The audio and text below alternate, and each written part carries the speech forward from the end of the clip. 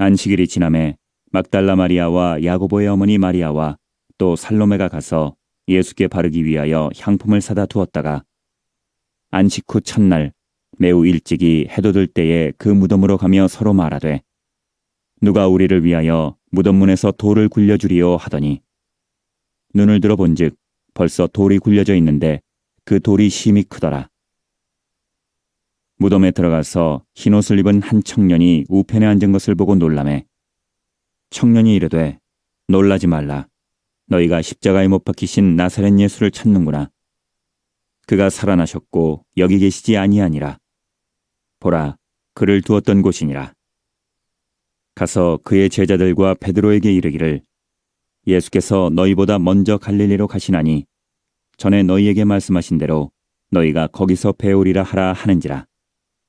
여자들이 몹시 놀라 떨며 나와 무덤에서 도망하고 무서워하여 아무에게 아무 말도 하지 못하더라. 저는 오늘 부활, 삶을 바꾸다, 부활, 삶을 바꾸다라는 제목으로 하나님의 말씀을 전하고자 합니다. 우리 옆에 분에게 인사할까요? 예수님께서 다시 사셨습니다. 우리는 오늘 마음껏 주님의 부활을 기뻐하셔야 합니다. 예수님이 사망의 권세를 이기시고 다시 사셨습니다.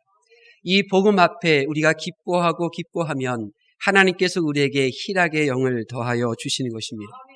예수님의 부활을 기뻐하고 그리고 예수님의 부활로 인한 그 기쁨을 감출 수 없는 심령이 될 때 우리는 부활로 인하여 예수님이 변화된 그 몸이 곧 나의 몸이 될 것임을 믿기에 그 기쁨이 더욱더 커지게 되는 것입니다.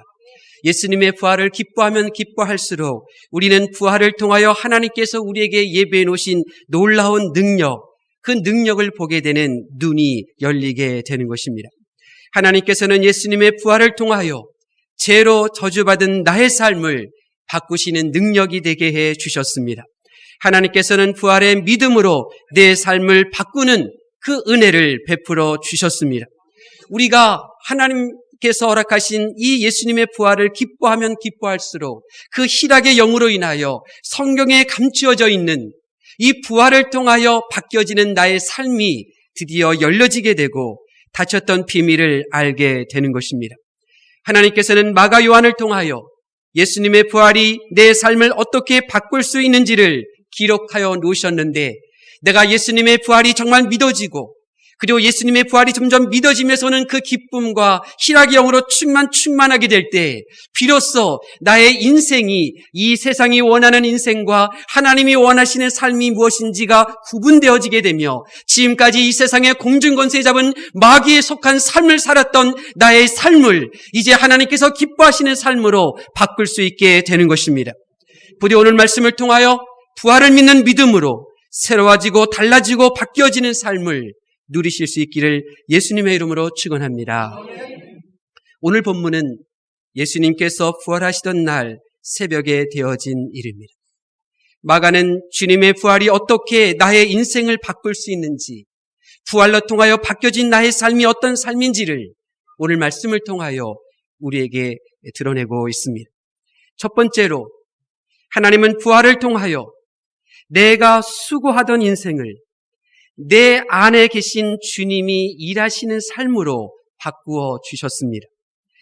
인생의 삶은 수고하는 거죠. 우리 1절 말씀 볼까요? 1절 말씀 다 함께 보겠습니다. 시작. 안식일이 지남에 막달라 마리아와 야고보의 어머니 마리아와 또 살로메가 가서 예수께 바르기 위하여 향품을 사다 두었다가 아멘. 막달라 마리아와 야고보의 어머니 마리아와 또 살로메라고 하는 이 세 여인은 인생이 무엇인지를 보여주고 있습니다. 인생이 뭐냐면 수고의 연속이라는 것입니다. 먼저 그들은 예수님의 몸에 바를 향품을 사야 하는 수고를 했습니다. 그 이전에는 보이지 않는 수고도 있었습니다. 누가복음 23장 55절에 보니까 예수님을 십자가에서 내린 후에 예수님의 시신을 옮긴 그 무덤 거기까지 따라갔으며 그 무덤 안에 있는 예수님이 시신이 어떤 상태로 방치되었는지를 세심하게 지켜보았던 것입니다. 예수님의 묻히신 무덤으로 시신을 옮기는 과정을 지켜보고 무덤의 위치와 시신을 어떻게 처리했는지를 유심히 살펴보는 수고가 그들에게는 있었습니다. 그리고 더 큰 고달픈 수고를 그들은 행하죠. 우리 2절 말씀 볼까요? 2절 말씀 시작.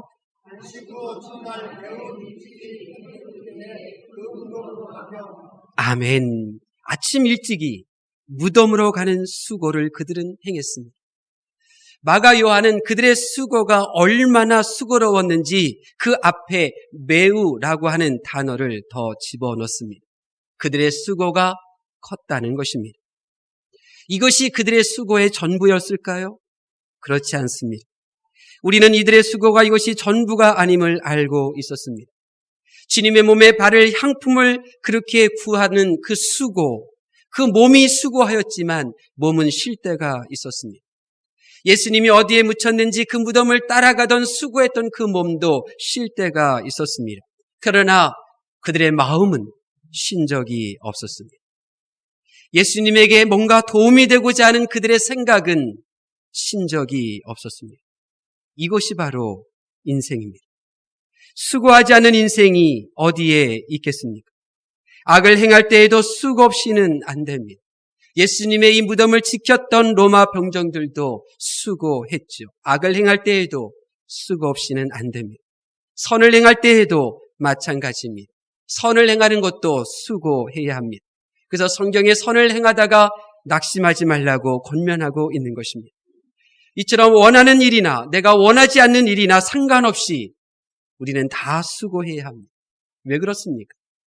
하나님께서는 선악과를 먹어 범죄한 아담에게 이렇게 말씀하셨습니다. 창세기 3장 17절에 너는 내 평생에 수고하여야 그 소산을 먹으리라. 죄로 인하여 태어나 죽을 때까지 우리는 수고해야 합니다. 죄로 인해 수고를 멈추지 않아야 될 삶, 이것이 바로 우리의 인생인 것입니다. 근데 하나님께서는 이런 고단한 우리의 인생을 바꾸어 주셨습니다. 하나님께서는 부활을 통해 수고하나 내가 수고하는 것이 아니라 내가 사랑하고 내가 위하고 싶은 그 주님이 내 안에서 일하시고 역사하시고 수고하시는 그러한 놀라운 삶으로 바꾸어 주신 것입니다. 부활의 믿음은 평생 내가 수고하다가 지쳐가는 나의 인생을 내가 수고하지만 지치지 않는 삶으로 바꾸어 가는 것입니다. 왜냐하면 부활을 믿는 성도 안에는 주님께서 역사하시고 그리고 그 성도 안에서 일하시는 주님이 계시기 때문입니다. 본문의 세 여인은 돌을 옮겨야 하는 수고가 있었지만 그녀들은 그 돌을 옮기지 않았습니다. 왜냐하면 그녀들의 마음속에 계신 그 예수님께서 친히 천사들을 통하여 그 돌을 옮기게 하셨기 때문입니다. 이것이 바로 부활로 바뀌어진 삶입니다. 예수님의 부활은 내가 수고하고 내가 수고한 내가 지쳐가는 나의 인생을 내 안에 계신 주님이 일하셔야 되겠습니다. 의뢰하며 또 내 안에서 역사하시는 주님으로 인하여 지치지 않는 삶으로 바뀌어지게 되는 것입니다. 이제 여러분이 하셔서 지치셨습니까? 고달프셨습니까? 이제 이 부활을 믿음으로 내가 수고하지만 내가 수고하는 것이 아니라 내 안에 계신 주님께서 일하심으로 내가 지치지 않는 그 삶으로 바뀌실 수 있기를 예수님의 이름으로 축원합니다. 두 번째로 하나님께서는 우리의 인생을 어떻게 바꾸셨느냐? 염려와 걱정 그리고 근심이 끊어지지 않는 우리의 삶을 기쁨과 삶으로 바꾸어 주셨습니다. 오늘 본문의 여인은 우리 인생을 참 잘 대변하고 있는데 그들이 보여지는 인생은 염려, 근심, 걱정에 매여 있는 모습입니다. 우리 3절 말씀 볼까요? 3절 말씀 보겠습니다. 시작. 서로 말하되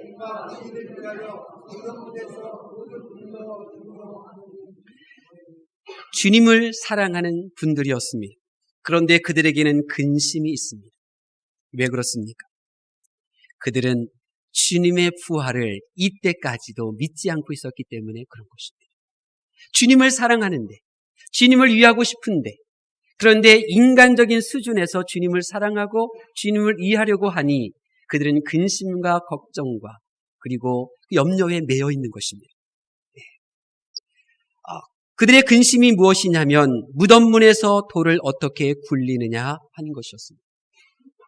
우리나라는 땅을 파고 매장을 합니다마는 이스라엘 사람들은 굴을 파고 그리고 그 굴 안에 시신을 넣습니다. 그리고 굴 입구에는 큰 돌로 그 입구만큼의 돌로 그렇게 막아 놓죠. 그리고 필요할 때 그 굴을 굴려서 안으로 들어가 또 그렇게 장례를 치르고 다시 또 그 돌을 묻습니다. 돌을 막습니다. 오늘 본문의 여인들은 그 무덤 입구를 막은 돌을 어떻게 옮기고 무덤 안으로 들어가 주님의 시신에 향품을 바를까 염려하고 있는 것입니다. 여인들은 주님을 위하는 일을 하면서도 근심하고 있습니다. 왜 그렇습니까? 아직 부활을 믿고 있지 않기 때문에 그들은 염려하고 근심하고 있는 것입니다. 이 여인들의 근심은 모르기 때문에 생기는 근심이 아니었습니다. 알고 있었습니다. 누가복음 23장 55절에 보면 그녀들은 그 무덤이 어디인지 따라갔었고 그의 시체를 어떻게 두었는지를 직접 보았습니다. 그래서 그들은 예수님이 묻힌 그 무덤이 그 돌이 얼마나 컸는지를 직접 보았습니다. 알고 있었기 때문에 그들은 근심하고 있는 것입니다. 이처럼 염려와 근심은 내가 모르면 모르는 대로, 내가 알면 아는 대로 염려하고 근심하게 되는 것입니다.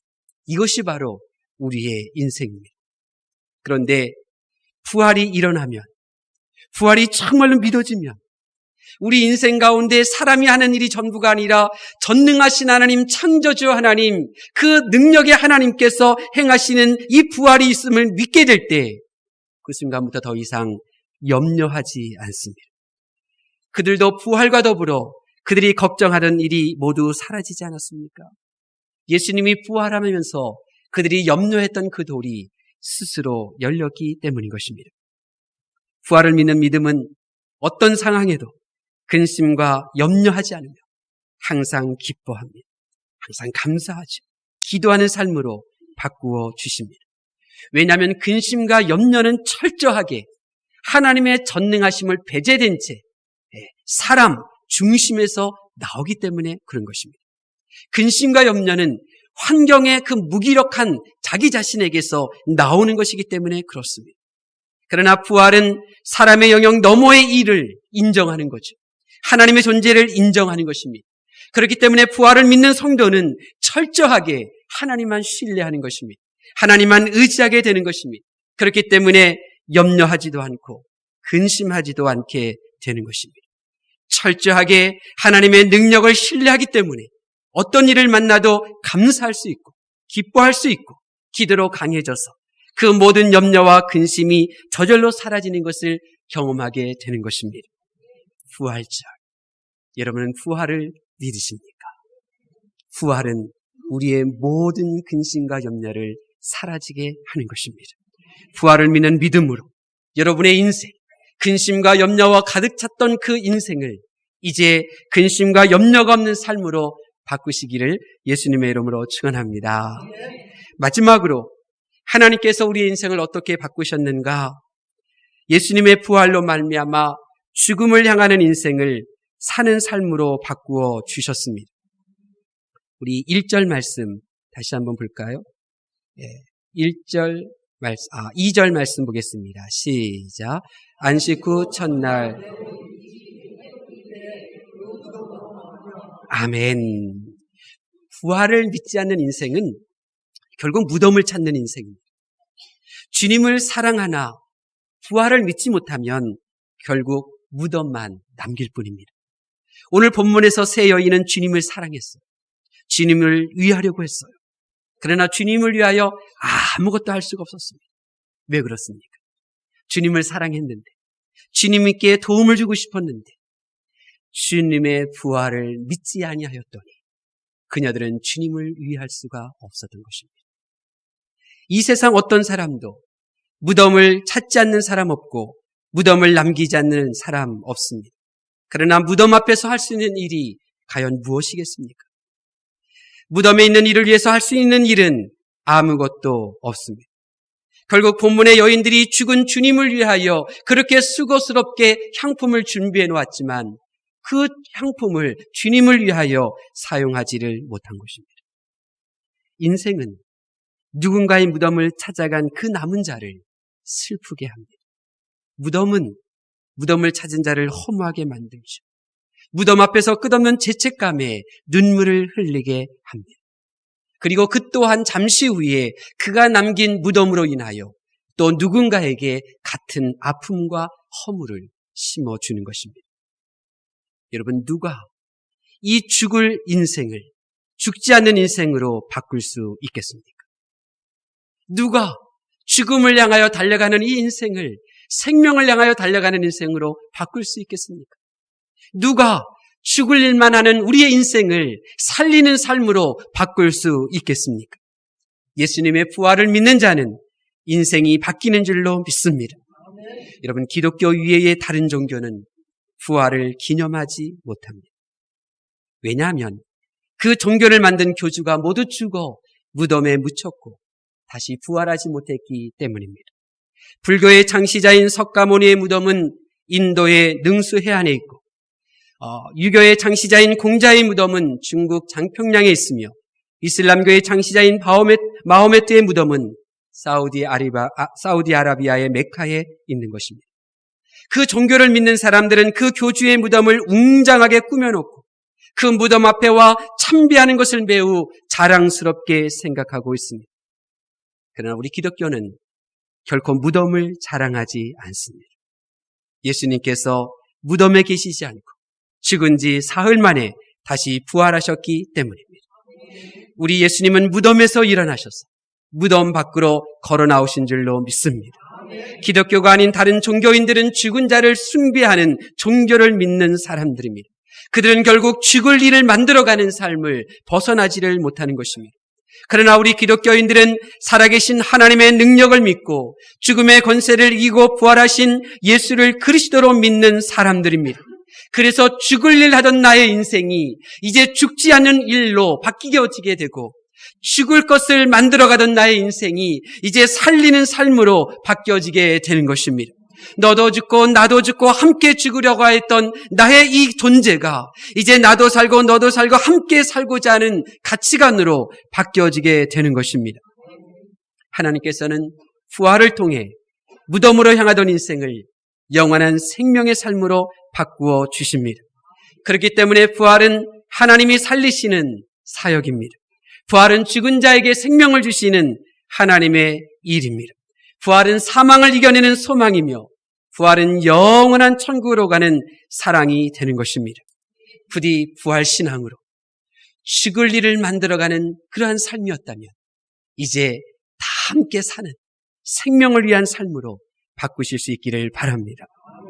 하나님께서는 우리 부학교회를 이 일을 하라고 우리의 삶을 바꾸라고 이 우상의 골짜기에 세우신 줄로 믿습니다. 제가 만든 인생은 수고하지만 그 수고가 헛됩니다. 마음의 근심과 걱정에 짓이긴 채 살아갑니다. 결국 나를 죽게 만듭니다. 그러나 부활을 믿는 믿음은 수고하나 내 안에 주님이 일하시도록 할 줄 아는 삶입니다. 근심과 걱정을 몰아내며 죽음이 아닌 생명의 삶으로 바꾸게 되는 것입니다. 우리 부학교에서 여러분의 인생을 바꾸실 수 있기를 바랍니다. 부활을 향한 그 믿음은 여러분의 인생을 바꿀 수가 있습니다. 불가능이 없으신 하나님을 이곳에서 믿으시기를 바랍니다. 그래서 지금까지 내가 어쩌지 못하던 삶, 내가 나를 바라봐도 한숨만 나오던 그 삶을 이제 부활의 믿음으로 새롭게 바꾸실 수 있기를 바랍니다. 내가 수고하지만 주님이 기억하지 않는 그러한 인생이 아니라 내가 수고하지만 주님이 도움이 되지 않는 그러한 삶이 아니라 영원히 기억되며 도움이 되는 충성된 그런 삶으로 바꾸실 수 있기를 바랍니다. 죽은 자 가운데서 부활하신 예수님께서 여러분과 함께 하십니다. 바꾸지 못할 인생 없습니다. 바뀌지 않을 사람 없습니다. 내가 하려고 하니 바꾸지 못했던 것입니다. 이제 전능하신 하나님께서 하시도록 내려놓으십시오. 부활의 믿음으로 무장해 보십시오. 그러면 죽을 일만 하던 나의 삶이 이제 살리는 삶으로 바뀌게 될 줄로 믿습니다. 하나님의 말씀을 경청하는 성도 여러분, 여러분에게 묻고 싶습니다. 여러분의 삶에 혹 지쳐하는 모습은 없습니까? 여러분의 삶에 나를 지치게 하는 수고로움은 없습니까? 여러분의 삶에 멈추지 않는 걱정과 염려가 있다면 그것이 어디에서 온 거라고 생각하십니까? 여러분의 삶이 차라리 죽는 것이 낫다고 생각하고 계시지 않습니까? 그렇다면 이제 이 부활의 아침에 부활을 믿는 그 믿음으로 내가 수고하나 헛되며 지치게 하는 그 삶, 끊임없이 걱정하고 염려하던 그 삶, 무덤을 잊고 지내다가 무덤에 묻힐 내 삶을 이제 바꿔보시지 않으시렵니까? 내가 수고하고 내가 염려하고 내가 죽어가는 삶이 전부가 아닙니다. 하나님께서는 또 다른 삶이 있다고 말씀하고 계십니다. 하나님께서 바꿔주시는 삶이 있다고 말씀하고 계십니다. 예수님의 부활이 우리의 삶을 바꾸어 주실 것입니다. 부활로 내 삶을 바꿔야 합니다. 부활의 믿음으로 내 삶을 바꾸고 싶다면 우리가 어떻게 해야 할까요? 평생을 시골과 소도시 공주의 초등학교에서 교편 생활하다가 정년 퇴임한 나태주 시인이 한때 병원 중환자실에서 시한부의 삶을 선고받고 중병을 앓고 지낼 때가 있었습니다. 병석에서 생사의 기로에 선 이 남편을 정말 곁에서 지극정성 간호하는 아내를 안타깝게 여기며 그가 이런 시를 지었습니다. 너무 그러지 마세요. 이런 시입니다. 너무 그러지 마시어요. 너무 섭섭하게 그러지 마시어요. 하나님, 저에게가 아니에요. 저의 아내 되는 여자에게 그렇게 하지 말아달라는 말씀이어요. 이 여자는 젊어서부터 병과 함께 약과 함께 산 여자예요. 세상에 대한 꿈도 없고 그 어떤 사람보다도 죄를 안 만든 여자예요. 신발장에 구두도 많지 않은 여자고요. 한 남자 아내로서 그림자로 살았고 두 아이 엄마로서 울면서 기도하는 능력밖에 없었던 여자이지요. 남편 되는 사람이 운전조차 할 줄 모르고 쑥맥이라서 언제나 버스만 타고 다닌 여자예요. 너무 그러지 마시어요. 가난한 자의 기도를 들어주시는 하나님, 저의 아내 되는 사람에게 너무 섭섭하게 하지 마시어요. 시인은 시한부의 삶 속에서 하나님께 나를 살려달라고 그렇게 외치는 것이 아니라 하나님, 우리 아내에게 너무 하지 마세요. 그렇게 투정거리고 있습니다. 이제 우리도 생사의 기로에 여러분이 처한 상황이라 할지라도 좀 더 여유 있게 한번 생각해 보십시오. 하나님께 여러분이 지금 너무 하고 계신 거 아닙니까? 천년을 하루같이 저와 여러분을 구원하시려고 일하신 하나님께 지금 여러분 너무 섭섭하게 드리는 것 아닙니까? 하늘 보자 버리시고 십자가 고통마다 안으시며 창조주가 그 사람의 피조물이 그렇게 자기가 눕힐 그 무덤에 눕히는 것도 마다 안으신 그 예수님께 우리가 너무하는 것 아닙니까? 지금도 나를 도우시며 말할 수 없는 탄식으로 기도하시는 성령 하나님께 우리가 너무하고 있지 않습니까? 부활을 선물 받은 우리마저 하나님께 너무 그러지 마십시다. 지금 나는 하나님께 너무한 것 아닙니까? 하나님은 죽은 자도 살리신 그 부활을 우리에게 보여주신 하나님이신데 우리는 그 하나님 앞에 기도하지 않습니다. 전능하신 하나님께 기도하지 않는 우리, 하나님께 너무하는 것 아닙니까? 하나님께 너무하지 마십시오. 하나님께 너무하지 않으면, 하나님께 너무 섭섭하게 드리지 않으면 우리는 주님의 부활을 정말로 믿을 수 있게 될 것입니다. 그리고 부활을 믿는 그 믿음이 나의 삶을 바꿔갈 것입니다. 기도하겠습니다.